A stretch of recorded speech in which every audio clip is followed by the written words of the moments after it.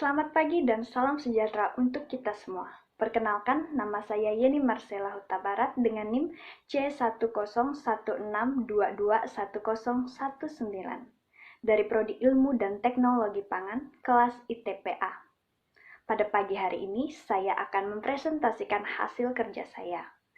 Saya di sini mengambil judul jurnal yaitu Pengaruh substitusi tepung terigu dengan tepung talas beneng dan mokaf terhadap karakteristik fisiokimia mie kering. Baik, langsung saja kita mulai. Yang pertama, dimulai dari pendahuluan. Mie kering adalah produk makanan kering yang dibuat dari tepung terigu dengan penambahan bahan makanan lain dan bahan tambahan makanan yang diizinkan. Mie kering adalah mie mentah atau raw noodles yang dikeringkan hingga kadar airnya mencapai 10-12%, baik dengan menggunakan panas matahari maupun alat pengering. Mokaf merupakan produk tepung dari singkong yang termodifikasi. Modifikasi singkong itu sendiri pada mokaf dilakukan dengan cara fermentasi oleh bakteri asam laktat, yang mana fermentasi tersebut dilakukan dapat mengubah karakteristik tepung sehingga dapat digunakan sebagai bahan baku berbagai produk pangan. Tepung talas adalah tepung yang dibuat dari umbi talas yang dikeringkan, lalu digiling dan kemudian disaring menggunakan ayakan tepung. Nah, tepung talas beneng dan mokaf merupakan pangan lokal yang dapat dimanfaatkan untuk mensubstitusi tepung terigu dalam pembuatan mie kering. Tepung beneng dan tepung mokaf sudah banyak dimanfaatkan untuk pengolahan makanan seperti mie basah, cookies, dan lain-lainnya. Namun, pemanfaatan tepung talas beneng dan mokaf secara bersamaan saat ini masih terbatas. Nah, pemilihan bahan baku yaitu tepung mokaf didukung oleh karakteristik produk akhir yang dihasilkan mampu mendekati karakteristik produk yang terbuat dari tepung terigu. Sedangkan pemilihan tepung talas beneng dapat meningkatkan kadar serat pangan dalam produk mie. Tujuan penelitian ini adalah untuk mengetahui pengaruh substitusi tepung terigu menggunakan tepung talas beneng dan mokaf terhadap sifat kimia dan sensoris produk mie kering. Metode dimulai dari yang pertama adalah persiapan alat dan bahan. Bahan yang digunakan adalah tepung talas beneng, tepung mokaf, tepung terigu, minyak goreng, karbosimet selulose atau CMC, STPP atau sodium tripolifosfat, garam, dan air. Sedangkan alat yang digunakan adalah mixer, kabinet dryer, ayakan 100 mesh, oxo noodle maker, panci pengukus, rolling pin, termometer digital, perangkat uji kettle, perangkat coklat, muffle, furnace, and oven pengering. Yang kedua adalah formulasi mie. Formulasi mie pada penelitian ini dilaksanakan dengan formulasi tepung komposit, yakni formula FM1, 2, 3, 4, 5, dan 6, dengan penambahan formulasi tepung beneng sebesar 0, 20, 40, 80, dan 0%. Sedangkan pada tepung mokaf dengan penambahan sebesar 80, 60, 20, 0, dan 0%. Dan tepung terigu pada FM1 sampai FM5 sebesar 20%, sedangkan pada FM6 yaitu 100%. Yang ketiga adalah pembuatan mie kering. Proses pembuatan mie kering meliputi pencampuran bahan utama dengan bahan tambahan lainnya. Dilanjutkan dengan pengadonan dengan menggunakan mixer dengan kecepatan sedang hingga tercampur rata dan kalis. Selanjutnya, dilakukan pendiaman selama 5 menit. Pencetakan lembaran dengan menggunakan cetakan mie dengan ketebalan 2 mm dan dilakukan pencetakan helaian mie dengan menggunakan noodle maker.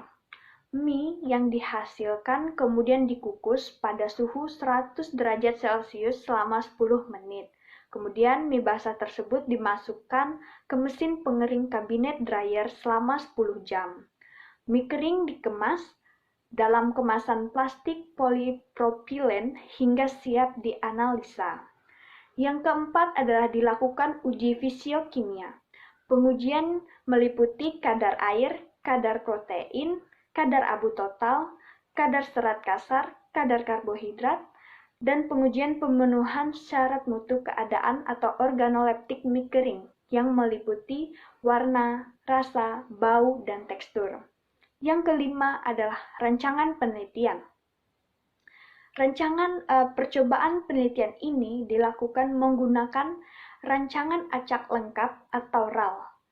Analisis statistik data yang diperoleh menggunakan analisis keragaman ANOVA dan uji beda nyata terkecil dengan Duncan's Multiple Range Test atau DMRT dengan tingkat signifikan sebesar 95%.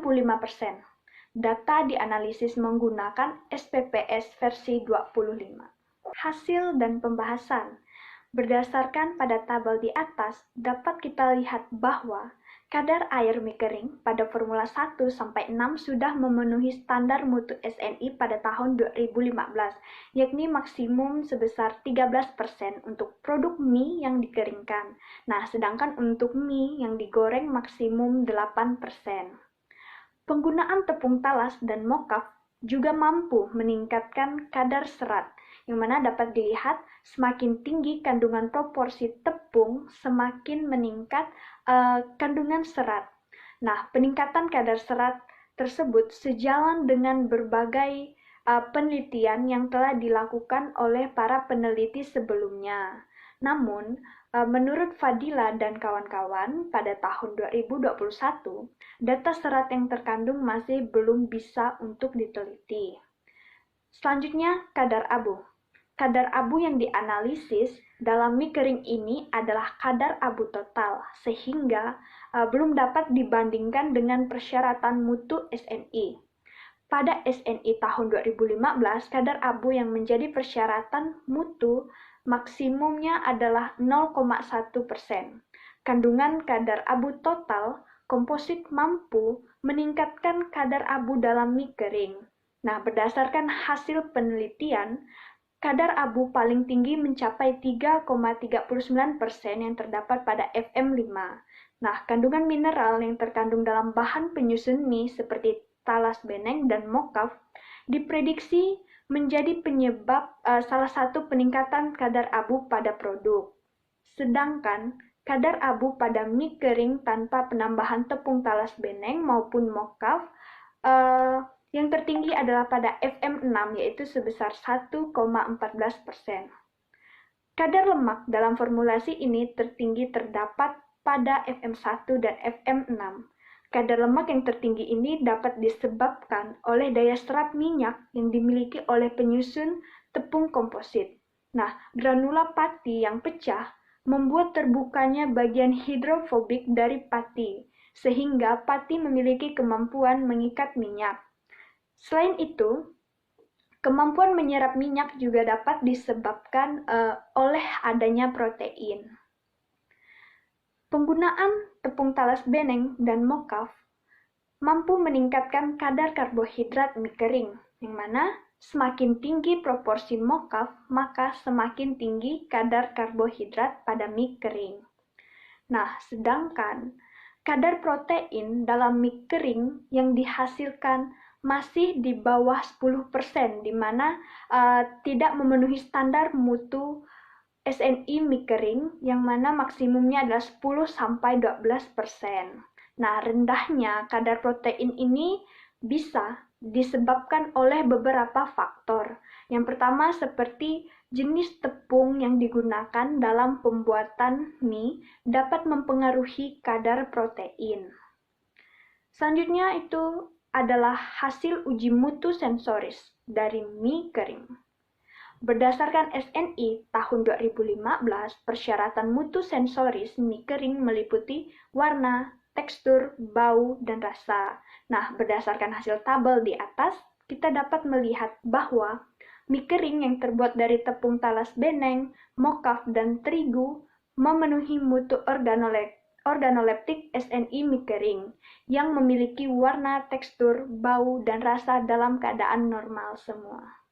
Kesimpulan, berdasarkan hasil penelitian yang telah dilakukan, dapat disimpulkan bahwa penggunaan tepung talas beneng dan mokaf dalam substitusi tepung terigu mampu meningkatkan kadar serat, kadar karbohidrat, kadar lemak, kadar abu, dan kadar abu dalam mie kering, meskipun kandungan proteinnya lebih rendah dibandingkan dengan protein pada mie kering tepung terigu.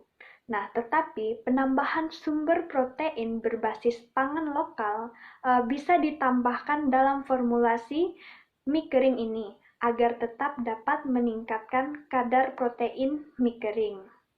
Sedangkan pada uji sensoris menunjukkan bahwa mie kering memiliki mutu sensoris normal. Sekian presentasi dari saya. Mohon maaf apabila ada kesalahan kata. Selamat pagi dan salam sejahtera untuk kita semua. Terima kasih.